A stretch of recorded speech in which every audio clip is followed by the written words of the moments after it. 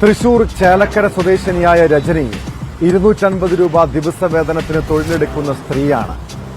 ജീവിതത്തിന്റെ രണ്ടറ്റം കൂട്ടിമുട്ടിക്കാനും മക്കളെ പോറ്റാനുമാണ് ബേക്കറിയിൽ ജോലിക്കായി പോയിരുന്നത്. എന്നാൽ വെറുക്കപ്പെട്ട ആ ദിവസം മെയ് 10-നാണ് രജനിയുടെ സ്വപ്നവും പ്രതീക്ഷയുമെല്ലാം തകർത്ത അപകടമുണ്ടായത്.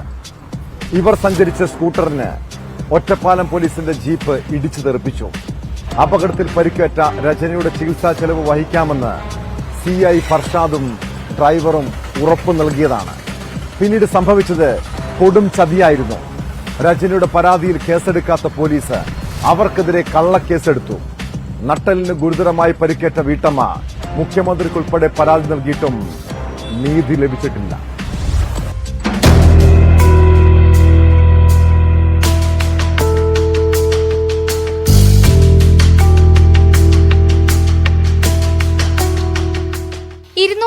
രൂപ ദിവസക്കൂലിക്ക് ബേക്കറിയിൽ പണിയെടുക്കാൻ ആദ്യ ദിനം പോകുന്നതിനിടയിലാണ് ഒറ്റപ്പാലം CI സഞ്ചരിച്ച ജീപ്പ് രജനിയെയും സുഹൃത്ത് സുജയെയും കുളപ്പുള്ളിയിൽ വെച്ച് ഇടിച്ചു തെറിപ്പിക്കുന്നത്. ഞാൻ എന്റെ സുഹൃത്തും കൂടി ഷൊർണൂർക്ക് പോയി. മെറ്റലിന്റെ അവിടെ എത്തി വലതുവശത്തെ റോഡിലേക്ക് ഇറങ്ങുമ്പോൾ ഒരു പോലീസ് വണ്ടി വന്ന് ഞങ്ങളെ ഇടിച്ചു. ഏത് പോലീസാണെന്ന് ഞങ്ങൾക്ക് അറിയണ്ടായിരുന്നില്ല. പിന്നീടാണ് മനസ്സിലായത് ഒറ്റപ്പാലം സ്റ്റേഷനിലത്തെ പോലീസാണ് എന്നുള്ളത്. രജനിക്ക് നട്ടെല്ലിനും തലയ്ക്കും ഗുരുതരമായി പരിക്കേറ്റു. ഒപ്പം പോലീസുകാരനെ കണ്ട പരിഭ്രമവും. പരാതിയില്ലെന്ന് എഴുതി നൽകണമെന്നും ചികിത്സാ ചെലവ് വഹിക്കാമെന്നും CI ഫർഷാദും ഡ്രൈവറും ഉറപ്പു നൽകി. എന്നാൽ ചികിത്സാ ചെലവ് പോലും നൽകാതെ പോലീസ് ഉദ്യോഗസ്ഥർ മുങ്ങി. നഷ്ടപരിഹാരം ആവശ്യപ്പെട്ടതോടെ ജീപ്പിന്റെ ലൈറ്റുകൾക്ക് കേടുപാടുകൾ വരുത്തിയെന്ന് പറഞ്ഞ് യുവതികളുടെ പേരിൽ കേസെടുത്തു. വണ്ടി ഇടിച്ച വഴിക്ക് അവര് ആസ്പത്രി കൊണ്ടുപോയി PK ദാസില് 2 ദിവസം കിടത്തി. അവര് ചികിത്സാ ചെലവ് വഹിക്കാന്ന് പറഞ്ഞിട്ടുണ്ടായിരുന്നു. അതില് കുറച്ച് പൈസയാണ് അവർ അടച്ചുള്ളൂ, ബാക്കിയുള്ള പൈസ അടച്ചില്ല. അത് ഞങ്ങളെ കൊണ്ട് കിടപ്പിക്കുകയാണ് ചെയ്തത്. അപ്പോൾ എനിക്കിനി തുടർ ചികിത്സയ്ക്ക്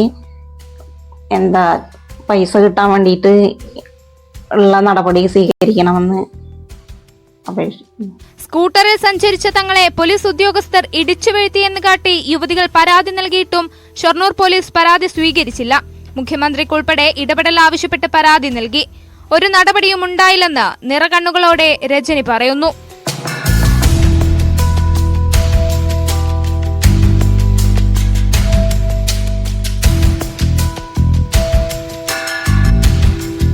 News 18 തൃശൂർ.